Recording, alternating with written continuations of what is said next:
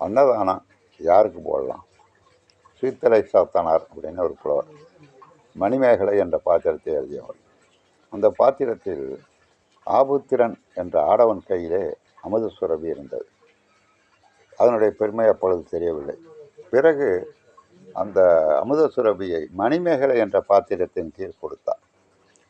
மணிமேகலை அறவோர் கோட்டம்னு ஒன்று ஆரம்பித்து எல்லாருக்கும் சோறு போட்டார். ஊரில் உள்ளவனுக்கெல்லாம் சோறு போட்டால் ஒரு பையனும் வேலைக்கு போகல. 3 வேளை சோறு கிடைக்கிது, எதுக்கு வேலைக்கு போகணும் அப்படின்னு முடிவு எடுத்துட்டாங்க. பிறகுதான் சட்டம் வகுக்கப்பட்டது. முதியோர்கள் சாப்பிடலாம், வயது முதிர்ந்தவர்கள் அன்னதானம் சாப்பிடலாம், குழந்தைகள் சாப்பிடலாம், உடல் ஊனமுற்றோர் சாப்பிடலாம்.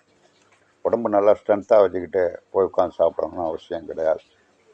பிறகு அதாவது சந்தர்ப்ப சூழ்நிலையால் யாருக்கும் சாப்பாடு கிடைக்கலாம், அவங்க சாப்பிட்லாம். இதற்கு தான் அன்னதானமே தவிர ஊரெல்லாம் வடித்து கொட்டணுங்கிறது அன்னதானம்